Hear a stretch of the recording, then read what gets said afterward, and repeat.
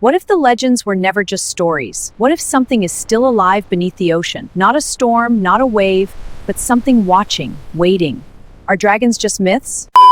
South of Japan, far beyond the bright lights of Tokyo, there is a stretch of ocean wrapped in fear, mystery, and legend. People call it the Devil's Sea, a place where ships were said to vanish and the water itself seemed to hide something terrifying. Some call it the Dragon's Triangle. Others compare it to the Bermuda Triangle. Over time, this area became famous and Homo Pacimus and unexplained. But the first surprise is this: the Devil's Sea is not a perfectly defined place on an official map.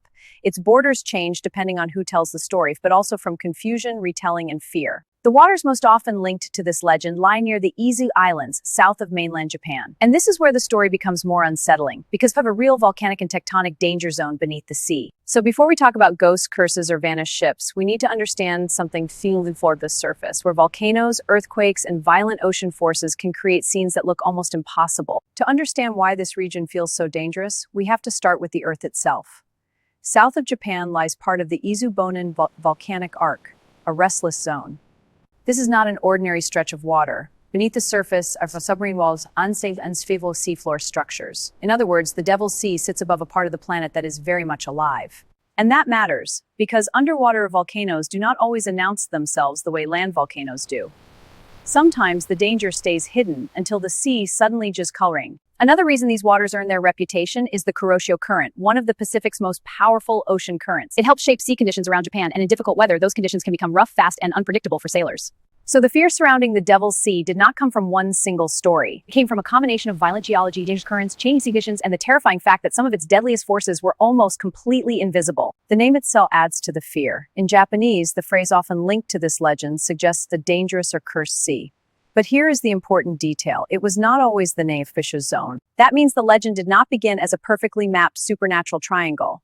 It grew over time through retelling, translation, and the human tendency to turn dangerous places into unforgettable stories. Like many ocean legends, the Devil's Sea became more powerful because its borders were blurry. Once a place gets a frightening reputation, almost any shipwreck, storm, or strange report nearby can be pulled into the same growing myth. Some storytellers even tried to trace the mystery back into ancient history, connecting these waters to old beliefs about dragons, sea spirits, and forcemen and divine forces.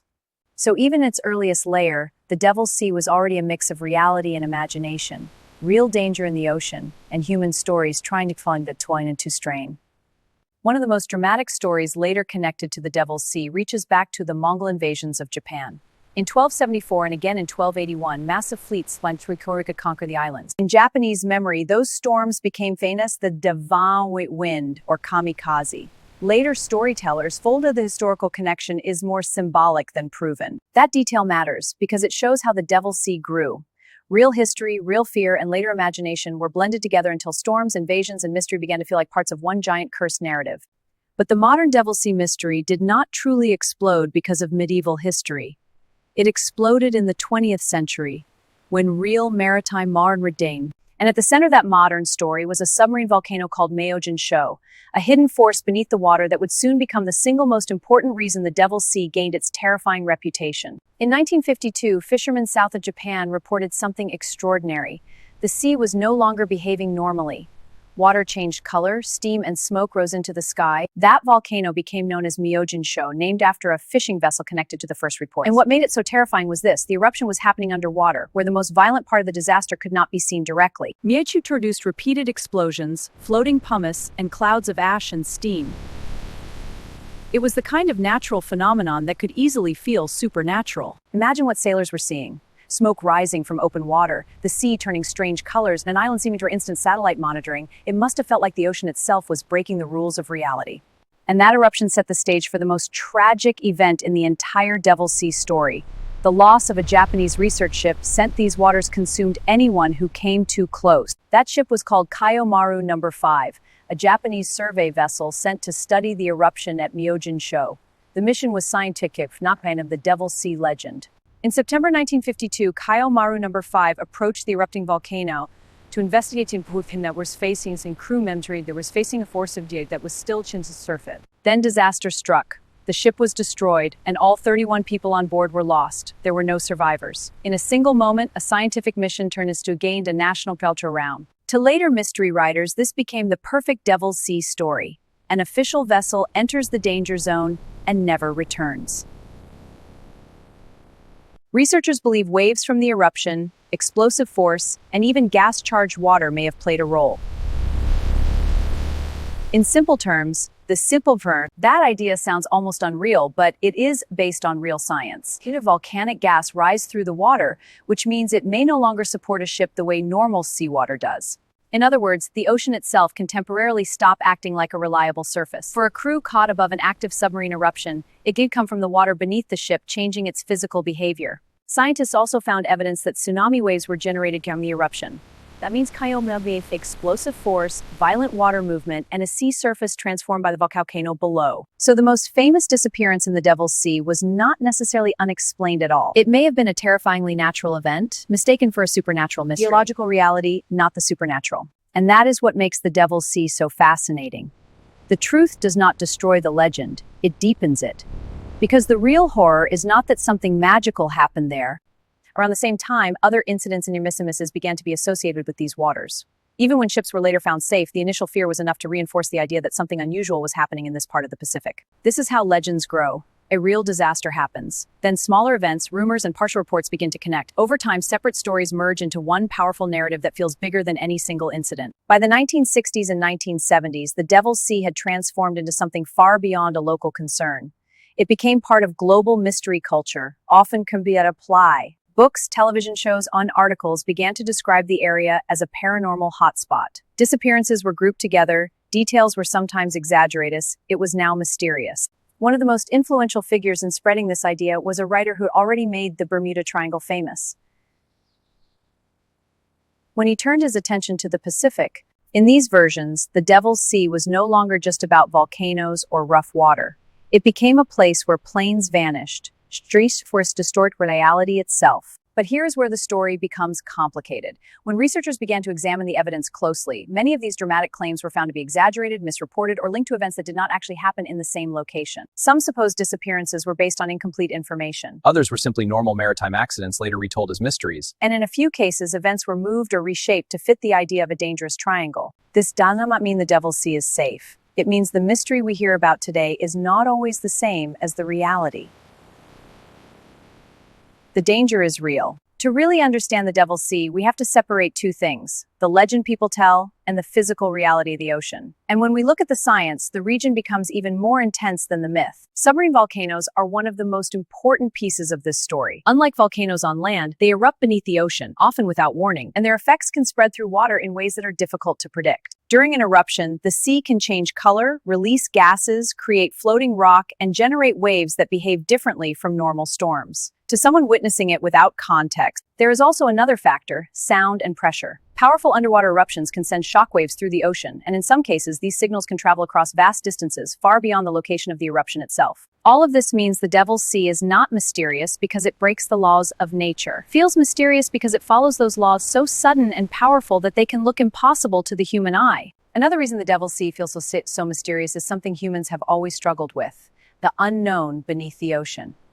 We can see mountains and solis that remain hidden from view. Submarine volcanoes, deep ridges, and shifting seafloor structures can all exist just out of sight. When something goes wrong in such an environment, it may leave behind very little visible evidence, which makes it easier for mystery to grow. This is one reason why during trace leakage, no survivors and no direct witnesses.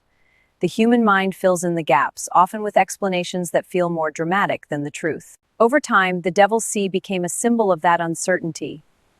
It was no longer just a place on the map. It became a space where people blasted the surface. And this is where the line between myth and reality becomes blurred. Because while the supernatural explanation may not hold strong evidence, the feeling of mystery in the Devil's Sea is something that still feels very real. Now let's look at the theories. Over time, many different explanations have been proposed to explain the Devil's Sea, ranging from scientific reasoning to ideas that push far beyond what evidence can support. The most popular version is the paranormal theory. In this version, the Devil's Sea is described as a place where unknown forces operate: magnetic disturbances, time distortions, or even gateways to something beyond our understanding. Some versions go even further, suggesting UFO activity or unknown aerial phenomena connected to disappearances in the area. These ideas are dramatic, but they rely heavily on speculation rather than verified evidence. Another idea often mentioned is magnetic anomalies, areas where compasses behave strangely.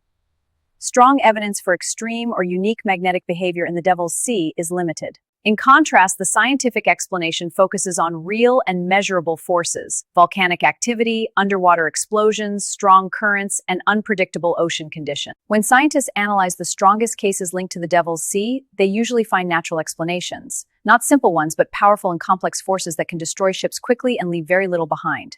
A problem is not that the events are unexplainable.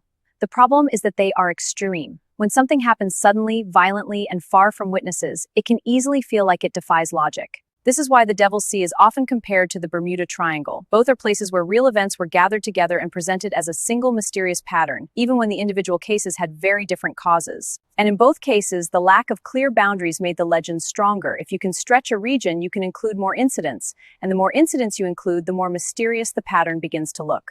So the Devil's Sea is not just a story about the ocean. It is also a story about how humans interpret danger, how we connect events, and how quickly a series of real incidents can transform into something that feels almost supernatural. At this point, we can begin to separate what is myth and what is fact, because the Devil's Sea is often described as a place where ships vanish without explanation, but the strongest cases show that explanations do exist. Myth says the area is a supernatural trap. Fact says it is a region of active geology, strong currents, and difficult sea conditions. In other words, the danger is real, but it comes from nature, not from unknown forces. Myth says ships disappeared without a trace. Fact shows that some of the most famous cases, like the research vessel lost in 1952, can be linked to powerful natural events like submarine volcanic eruptions. Myth says this region has always been known as a cursed triangle. Fact shows that the boundaries are unclear, and the idea of a single defined Devil's Sea was shaped over time through media, storytelling, and interpretation. When we put all of this together, a clearer picture begins to form. The Devil's Sea is not a place where reality becomes intense, unpredictable, and powerful enough to feel like something more.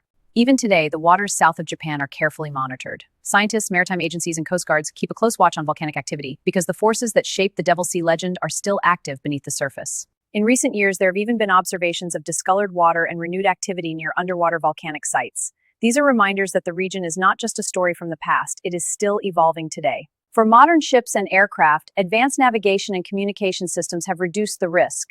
But even with technology, nature in this region cannot be completely controlled or predicted. And that is why the Devil's Sea still matters, not as a paranormal mystery, but as a real-world example of how powerful and unpredictable the natural world can be, especially in places we cannot fully see. Because in the end, the most important truth about the Devil's Sea is this: it does not need supernatural forces to be terrifying. The real forces beneath it are already more than enough. So what is the Devil's Sea, really? It is not a portal, not a curse, and not a place where reality breaks apart.